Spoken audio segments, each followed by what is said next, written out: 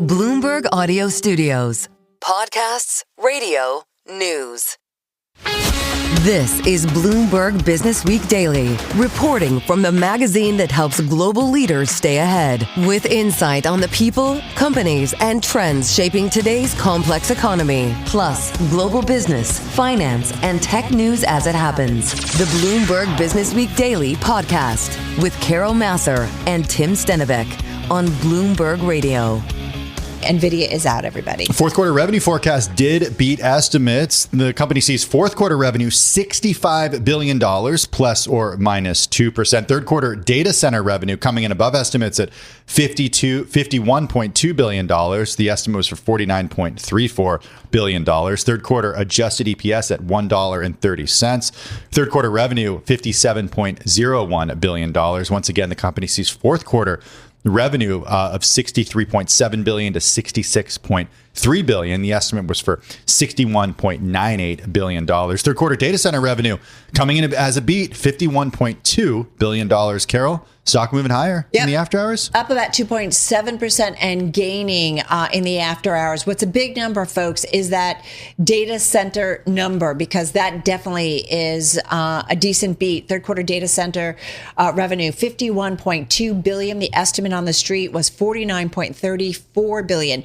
And then revenue overall, the outlook for the fourth quarter, revenue $65 billion, plus or minus 2%. The estimate on the street is $62 billion. When we talked to Angelo Zeno, he said, listen, we got to look on the guide. It's got to be at least $61 to $62 billion.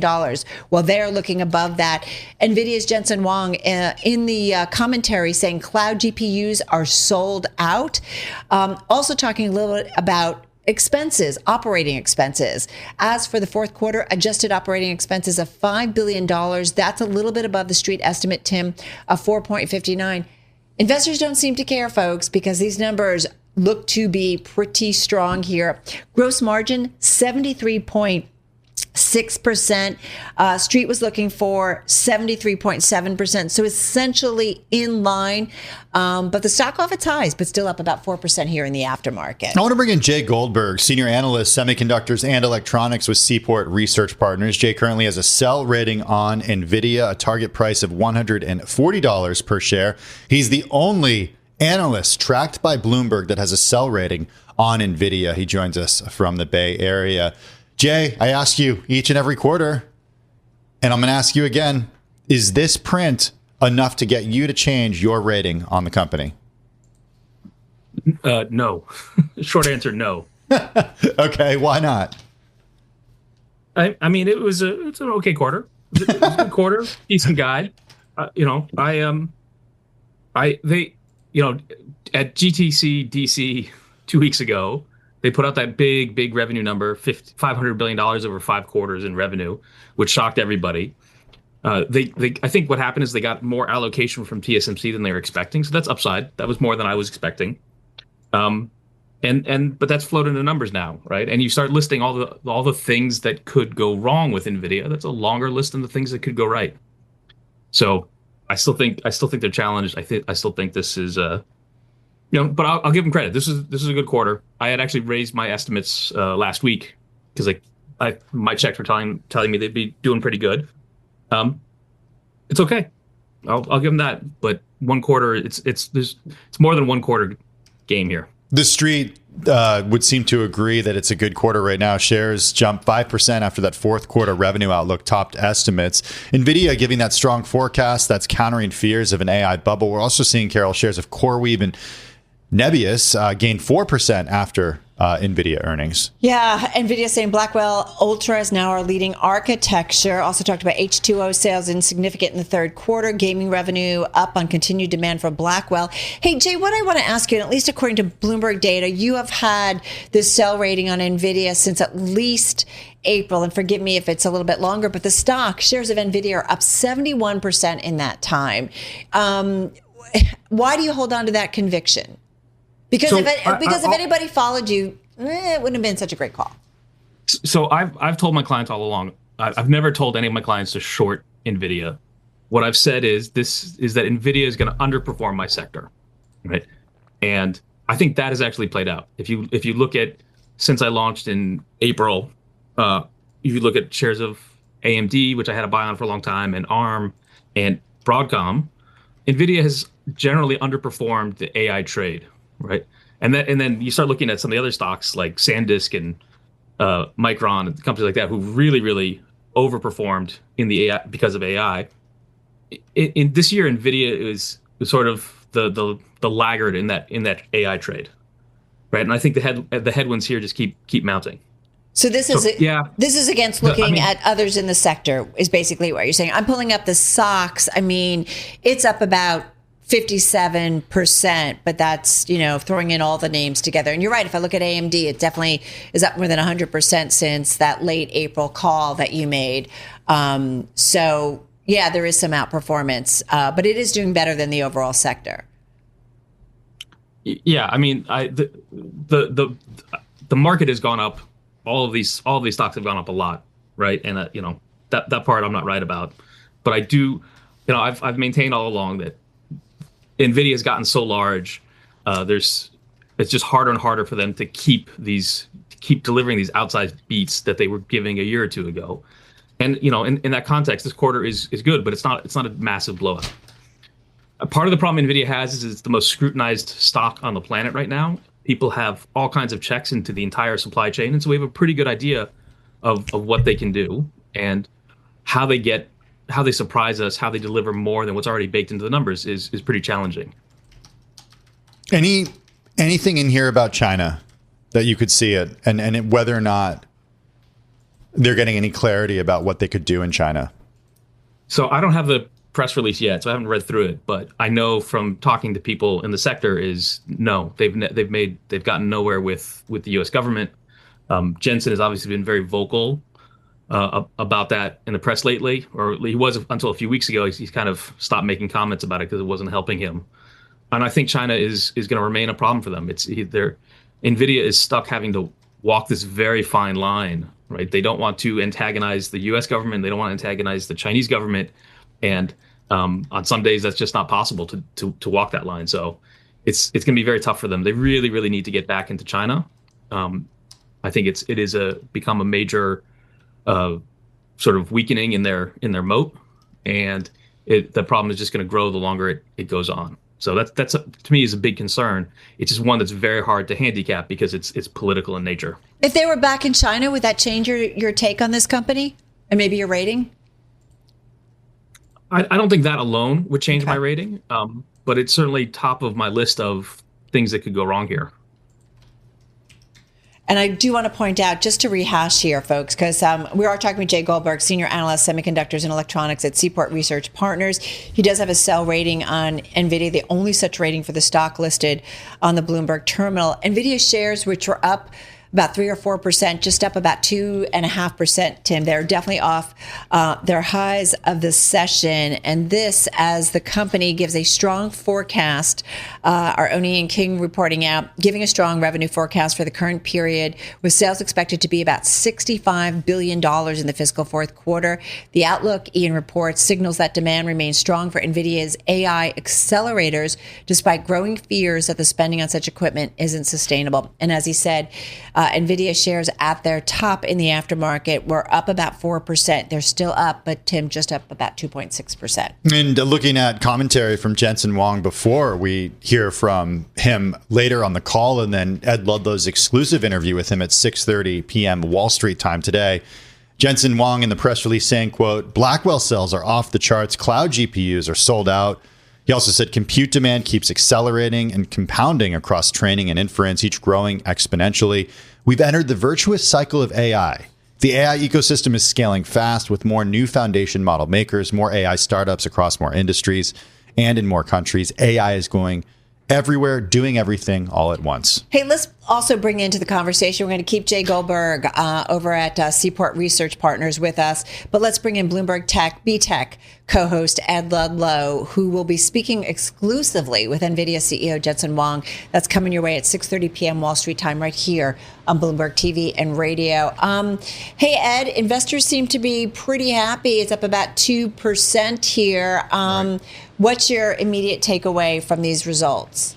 Yeah, in the fiscal third quarter that they just reported, it's a beat and a good one. And this was a high bar going into it. And in the outlook for the fourth quarter, it's a good $3 billion above consensus, $65 billion plus or minus 2%. Remember, this is always the case. There were some very bullish forecasts on the street. I think some analysts were saying that Nvidia could even surprise us with a $75 billion figure for that fourth quarter. But the great unknown is the numbers that they've just posted. How do they relate to the $500 billion or $500 billion figure that Jensen Huang outlined at GTC in the last week of October? He basically said over the next 6 fiscal quarters, just for Blackwell Rubin systems, they see $500 billion of demand.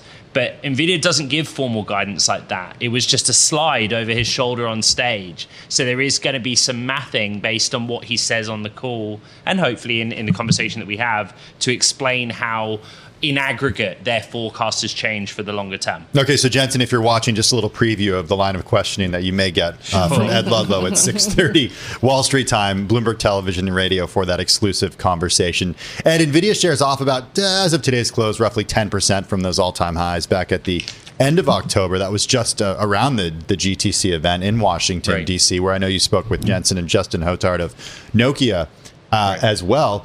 I'm wondering really about the narrative that's emerged since then about cracks starting to form or punctures in the quote-unquote AI bubble and the decline in some of the high-flying stocks that we've seen of late. Does this assuage investor concerns that not all is okay when it comes to the infrastructure spend? Yeah, Nvidia is down sharply since the all-time high it hit 4 weeks ago. But it's also a stock that, as of today's close, was up almost 40% year to date, double the performance that we see of the NASDAQ 100 or the S&P 500.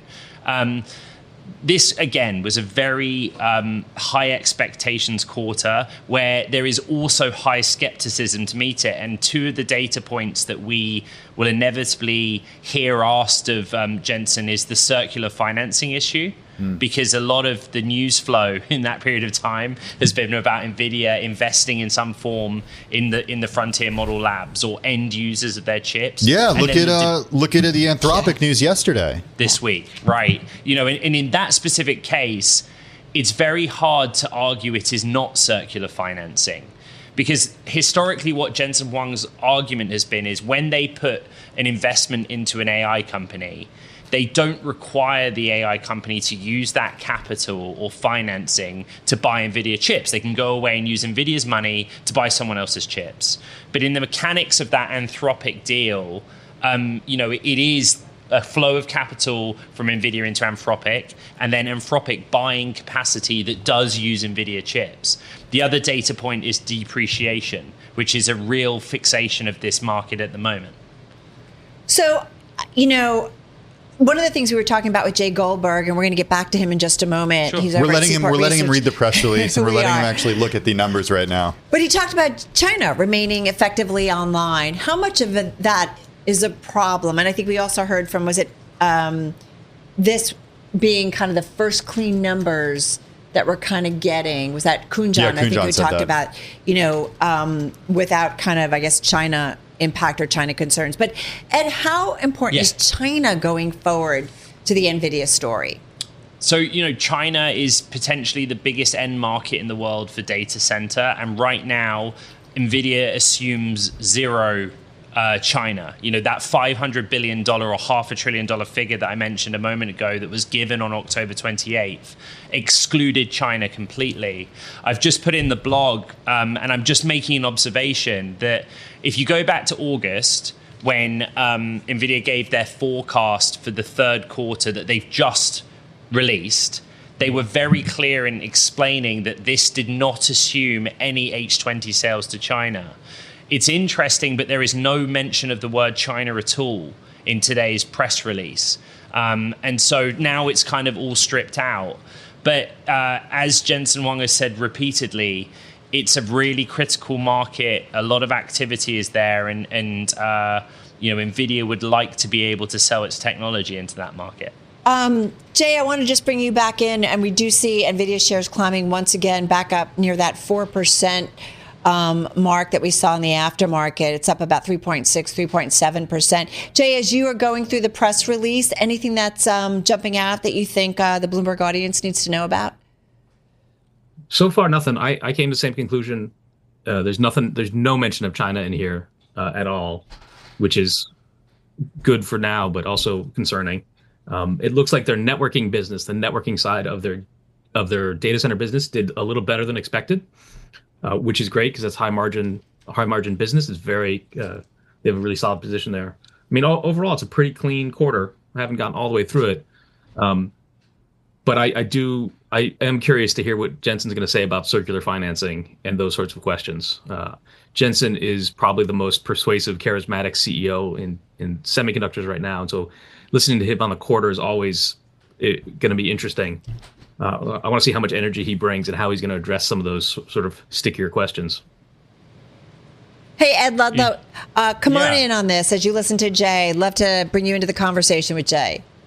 Yeah, I think the circular financing question is one that I've received in advance, of speaking to Jensen in a couple of hours' time.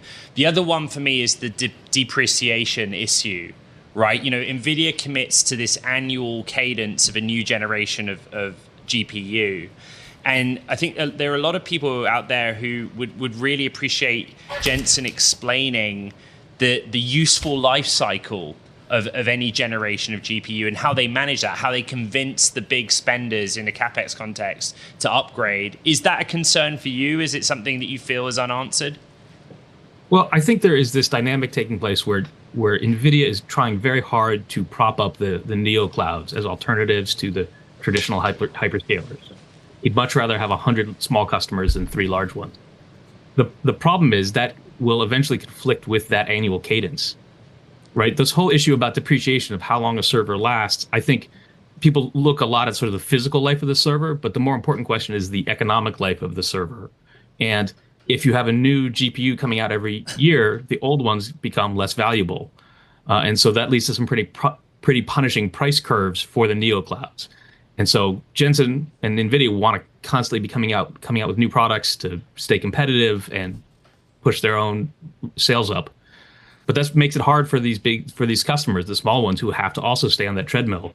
And at some point, it can't go on forever. Right? The neo clouds will eventually run out of money.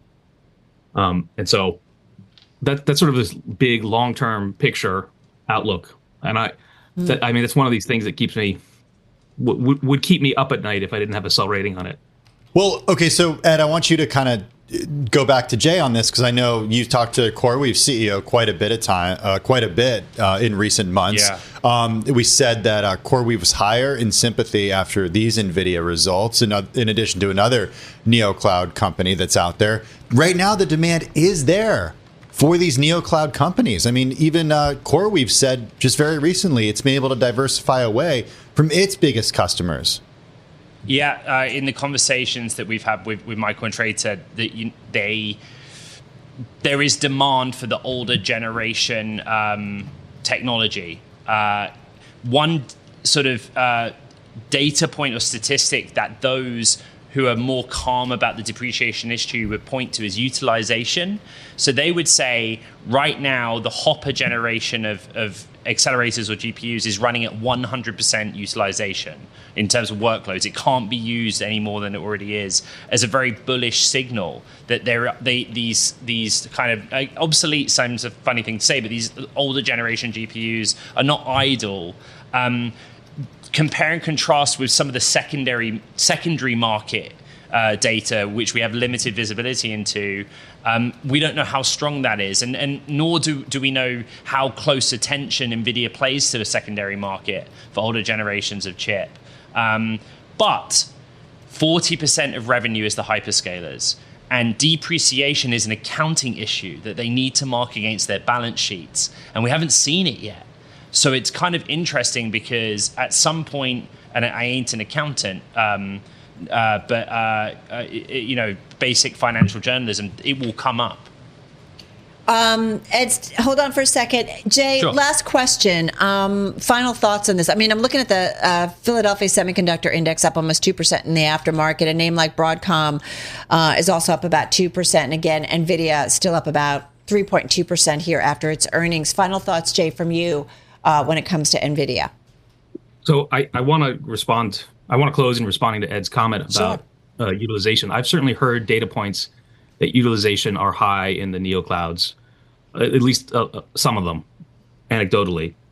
But if utilization is so high, why do AMD and Nvidia make it a practice to backstop capacity at the neoclouds as part of these deals? If you look across the sales process for GPUs right now, you'll see a lot of these big neoclouds have contractual terms which allow them, which basically put AMD and Nvidia in the position of backstopping or buying up excess capacity. And it seems like a little bit of disconnect to me that you would need those backstops if utilization were so high. So I think there is definitely signs of froth in the neocloud sector, not necessarily CoreWeave or Nebius. I don't want to pick on them, but there are growing signs of friction in that corner of the AI trade, and it makes me cautious about the broader spectrum of things. Ed, to be fair, I just want to bring you in on that if you have any thoughts for Jay.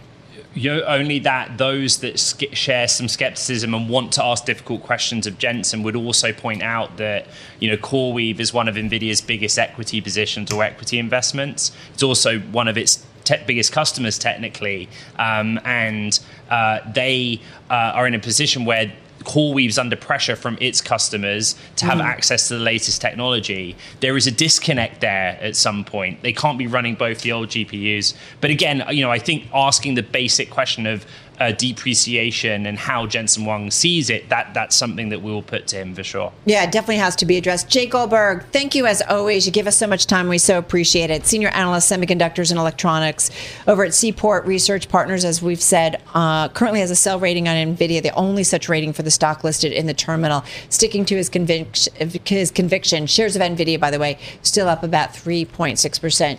But Ed's still with us. Yeah, it's still with us. And once again, Jay, not just the only sell rating, but that price target at 140 in shares, closed today, what, at, 160 something today? Yeah. Or 180? Yeah. I have to go 186. 186, thank you. Go ahead. No, Ed, as you think about, your conversation, Jensen, you've had many conversations with him at, different venues, different events. I don't know. What is really, you think, the most important thing to hear from him? We talked about depreciation and some other things, but I'm just curious what's top of mind for you here and what you really want to hear from him. Electricity. It's fair to say I've had more terminal client IBs, more messages on social media, more people in the newsroom come up to me and just say, we should probably talk about electricity and energy, because we don't really have a good line of sight to whether, if they can build all these data centers, and Jensen Huang does have a good line of sight on that, when the data center is built, finished, ready to turn the lights on, is the electricity there? And the answer is no. There's loads of deals out there, right? You guys would have done the red headline on the show today about the US or the DOE taking government ownership of nuclear reactors. But these are all deals on paper. They don't exist in the real world. I think that's really critical. The other thing is the press release says they're sold out of GPUs. I just ask him, what do you mean by sold out? Because they're ramping output.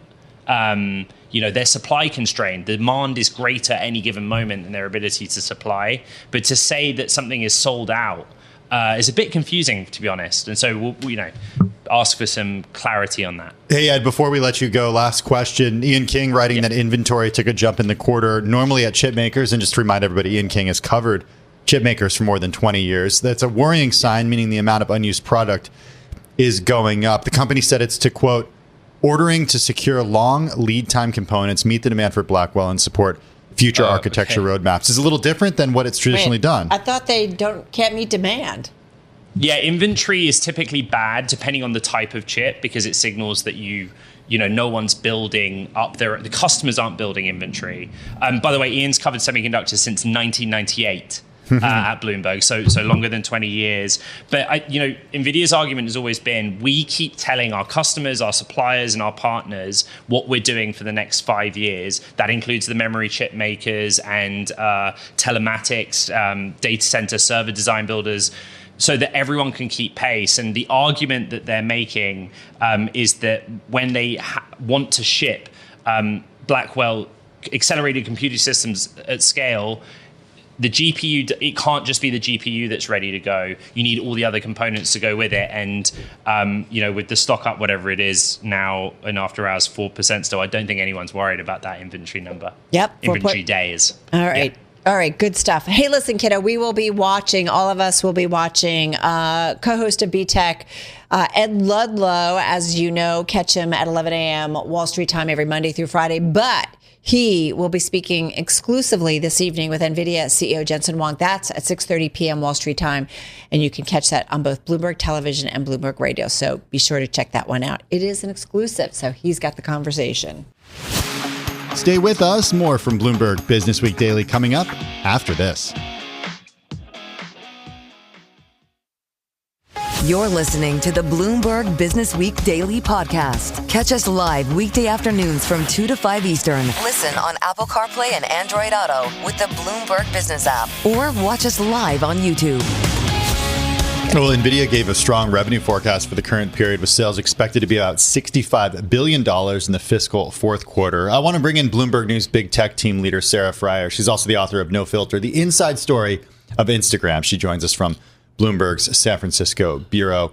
So going into this, Sarah, there was this narrative emerging that there was concern that the AI bubble, if we're calling it that, maybe losing a little bit of air, if we're going to stay with that metaphor. Concern about the hyperscalers, CapEx. We saw what happened with Meta Platforms a few weeks ago. Is that concern gone after reports such as this? Is everything all fine and dandy now? I don't think the concern is gone, because I do think there are still some trends that are as noted in my colleague Ian King's stories, somewhat worrisome, right? The fact that Nvidia is investing in a lot of the entities that are buying its chips, right? So is there a way that they are indirectly funding demand for their product? There is the concern about China sales. We still don't have any forecast of sales to China, despite some of the loosening of the most restrictive policies from the Trump administration. And then there's also the question of everyone trying to come up with NVIDIA alternatives for their chips, and some of the rivals starting to gain a little bit of traction. We saw a little bit from AMD.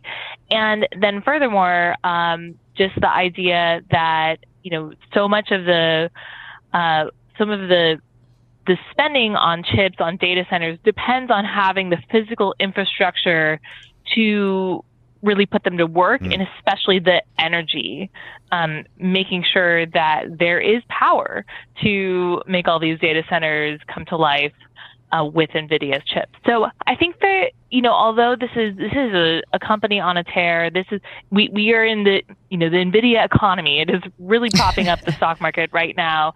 It has altered the financial future of a lot of the companies my team covers, but can it last longer? Probably. And that's what this report is showing. But is it inevitable that it will, are all the fears in our past and we're not thinking about them anymore? Certainly not. I mean, we're going to keep looking at all of those trends and making sure that we can explain to people what is putting pressure on the future. The one thing I want to, though, bring out, Sarah, and you're, there on the West Coast, San Francisco, the tech community front and center. So you hear things in and around, not just in the newsroom, but just in the area. And I'm looking at, the concerns about, like you said, maybe this doesn't put concerns to rest, but I'm looking at, NVIDIA is certainly up in the aftermarket. I'm looking at NASDAQ 100 E-mini futures. They're up about 1.5%. S&P 500 futures are up about 0.9%. NVIDIA is big. It's big. I look at the SOX. That's a big effect. The SOX is up almost 2%. And there's a bunch of other names in the space. So I think there was just so much fear that what if they missed those numbers and they, met on the data center revenue number for the third quarter, and fourth quarter revenue was upbeat in the outlook, right? So I think, does it feel like, I don't know, this community, just a little bit of a sigh of relief that, okay, they hit these numbers, they actually did better than what the street was expecting. And maybe that puts some of the concerns, under wraps for a little bit. I think here, you're asking about the perspective here in the Valley. Here in the Valley, AI doesn't sound like anything that there's a sense that we're just at the beginning of this grand movement that will change the world, right? Maybe it's not even the LLMs that will be the model that secures the future with AI. And so we're just now starting to see the applications of AI, the payback really for all of this investment. We haven't quite solved that. Where's all this revenue, the actual sales to companies that are going to pay for all of the chips that Nvidia makes? We haven't really solved that problem to the tune of the billions that have been spent. But I think that here, you're asking about here in the Valley, it is very much, all systems go on AI. There is not as much of a concern about whether this is a bubble. People are seeing these big numbers, and they're thinking, the world is about to change even further. How so? People are thinking about how their jobs are going to change. They're using AI very, very much in their jobs and in their personal lives, like relying on AI to help them make decisions for themselves and their families. And I think people are eager to create products that are going to take advantage of this as a new resource, whether that is going to dramatically lead to efficiency, more profits for the companies, given all the investment so far. It's sort of yet to be seen. Yeah, it's just kind of interesting, right? I mean, here we are, almost 3 years in to this AI story, and most people say it's just early innings on all of this, but it's hard for, right? All of us who covered, booms and busts and crises, and I'm not saying that this is any of that, but it's hard not to be a little bit skeptical when you see, Sarah, the spend over and over. And again, the conversations around the circular financing, and, it's hard. The logical side of your brain says, well, wait a minute, does this ultimately make sense? Two things can be true, right? It's not necessarily either or. There can be a dramatic revolution in technology that will change our lives. And there can be irresponsible spending at the same time, right? We saw in the dot-com boom, for instance, that there were a lot of companies that had very, very dire circumstances at the end when that bubble burst and they had to shut down. But hey, we still use the internet. The internet is still a thing. So it's a huge thing. The what? You're right. The what? So I think we might Pets.com, not so much, but here. We're sorry, not, Sarah, go ahead. We're not necessarily talking about, a bubble burst, and that means that AI wasn't a thing and we shouldn't have thought that it was going to be so big. It could be that, there is still potential for a large financial correction down the road, but AI remains a force that changes how we do business and how we live our lives. So I think to put it in that stark of a either or is missing the larger trend. This is why we come to you, because it's really, she sees the big picture. Yeah, and it's very balanced and thoughtful. Sarah, thanks so much. Really appreciate it. Bloomberg News Big Tech Team Leader Sarah Fryer. She's also the author of No Filter, the inside story of Instagram, and she is, of course, there from our Bloomberg San Francisco bureau. Stay with us. More from Bloomberg Businessweek Daily coming up after this. You're listening to the Bloomberg Businessweek Daily Podcast. Catch us live weekday afternoons from 2 to 5 Eastern. Listen on Apple CarPlay and Android Auto with the Bloomberg Business app. Or watch us live on YouTube.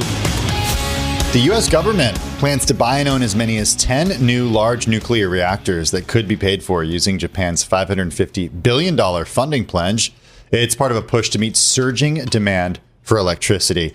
Carol, our BNEF team, independent analysts who provide perspectives on global commodity markets and the tech driving the energy transition, writing recently that the surge of AI is turning data centers into giant energy users. Listen, our own Mandeep Singh, when we talked about demand and what's really constraining things in terms of the build out is the access to power and energy. Electricity demand, here's some background for you, from AI training and services is set to quadruple within a decade, making data centers one of the fastest growing electricity users on the planet. Like, listen, this is something we've been drumming big time, I feel like, over the last year or so, Tim. Well, let's bring in Sam Son. He's managing partner and portfolio manager at Hazelview Investments. It's a real estate firm with more than $11 billion in assets under management. He joins us here in the Bloomberg Interactive Brokers studio.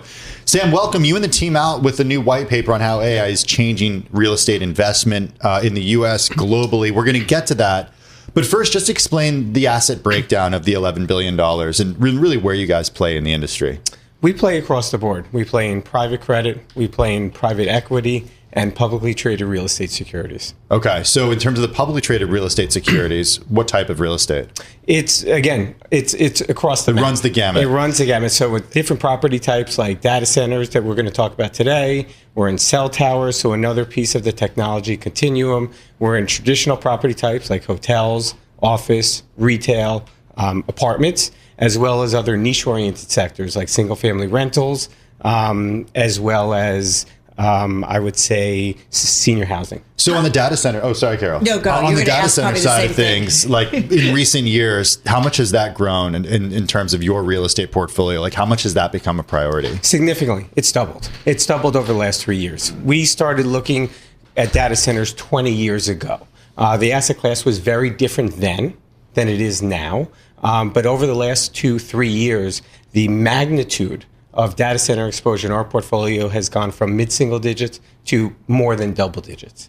So meaning what? So almost 20%? I would say probably low double digits, 10 to 15% overall. So your overall exposure now is 10 to 15% is data centers. Yeah. Are you looking to increase that?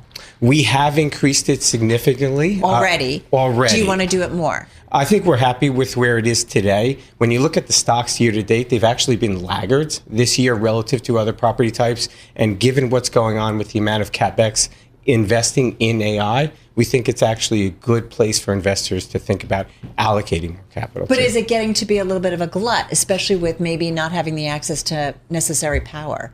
So like you said earlier, power is a challenge, right? And power is what is that stumbling block for a lot of the developers that are going to go out and build new hyperscale facilities that Meta, Google, Amazon, and Microsoft want to populate. You know, what we're seeing is, you know, companies are entertaining new partnerships to bring energy to data centers until they could get on the grid. So that is one of the solutions people are looking for. Who are your data centers for? So our data centers run the gamut from enterprise users to those cloud service providers that I just mentioned. The hyperscalers? Earlier. Yes. How do you make sure that when you make a data center investment, you know that that data center will be one that will have access to power? It's a good question. The reason I bring it up is just a couple of weeks ago, our own John Gittleson and Michelle Ma had this story about data centers in Santa Clara, California, Nvidia's hometown, that have been there for a while and they're standing empty right now because they do not have hookups to the grid. Yeah. So there's a lot of due diligence and work that happens behind the scenes to be able to get that power from the grid to the center.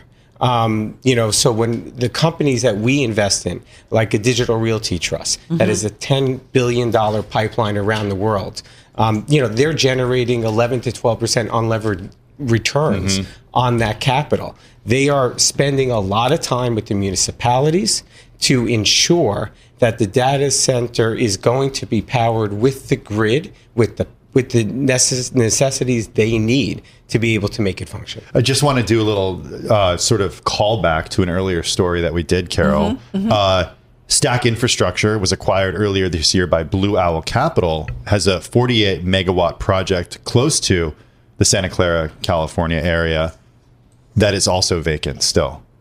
Yeah, and I think was it the Journal who did a whole thing about Blue Owl and what they're doing, you know, their It's exposure to AI, yeah, right? Exactly. The data centers. Well, so I'm looking at Digital Realty and you say, you know, you guys have exposure. Stock, or the REIT, I should say, data center REIT is down about 10% this year, but it's definitely moved off its lows. Yep. Why? Is it because, what's going on? I think it's more emblematic of the REIT industry than it is Digital Realty Trust as a company. Because of rates or what? I think part of it is when you look at the component of the broad equity market that's worked really well this year. Yeah. It's been AI, it's been tech, it hasn't been real estate. So part of what swept digital realty and other tech-oriented real estate investments to experience some softness in pricing has been just overall fund flows out of the asset class, not necessarily the health of the business, because the business is performing really well. Because it was up 34% in 2023. It was up almost 32% last year. So it's been on quite a run. Correct. Along with that big AI story that we've talked about nonstop. Correct. And if you kind of rerun the clock, when COVID happened, there was a lot of investments that took place into the IT architecture of companies around the world to be able to get them kind of into the cloud. And then you fast forward to the end of 22, beginning of 2023, before really Nvidia came onto the scene.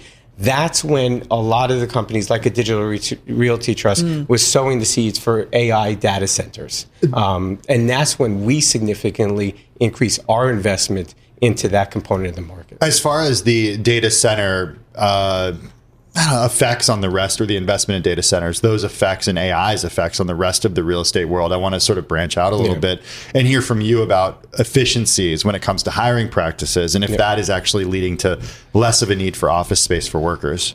It's a good question. It's a question that a lot of folks are asking. We're not seeing that today in terms of the AI component impacting jobs, and that's having less demand in office space. In fact, we're seeing the opposite. What we're seeing is companies are wanting to upgrade their space. They want to ensure that they have the best quality space in a market to attract the talent that they need to be able to deliver on their investment objectives. So this white paper that you did, the impact of AI on public real estate, we've obviously just drilled down data centers. Is it just the data center story, or is it much more than that? It is more than that. So like we mentioned in the white paper, cell towers as a tangent to what's happening within data center space. If you think about mobile data consumption, that's growing at high teens, low 20s per year over the next 5 years. There's mobile AI apps that are being downloaded at significantly high rates. Over time, as more of those apps use generative AI, more of the data is going to be pushed to the edge. Cell towers are right in the fulcrum of what's happening on the edge, and we think 5G becomes a very big source of investment. So what's the play there? American Tower? There's American Tower, there's Crown Castle, there's SBAC Communications. So there's a number of cell tower REITs that investors can participate in the growth of 5G. There's also Starlink. There is Starlink. But it's not publicly traded. No. So it created. But I'm just saying that as a competition to these. So that created a lot of news 2 months ago. What I would say is what we found. And just have about 30, 35 seconds. Sorry. What we found is there's a lot of use for satellites in rural areas. But in dense markets, in tier 1 markets like we are today in New York City, satellites are not as functional as it is in terms of the latency that's needed for a lot of these applications. So we don't think it's as applicable today as it is in sort of tier 3 areas. All right, good stuff. Come back soon. This was really fun. Thank you for having me. Samson, he's managing partner, portfolio manager at Hazelview Investments. As we said, real estate firm with more than $11 billion in assets under management, joining us right here in studio. This is the Bloomberg Businessweek Daily podcast. Available on Apple, Spotify, and anywhere else you get your podcasts. Listen live weekday afternoons from 2 to 5 p.m. Eastern on Bloomberg.com, the iHeartRadio app, TuneIn, and the Bloomberg Business app. You can also watch us live every weekday on YouTube and always on the Bloomberg Terminal.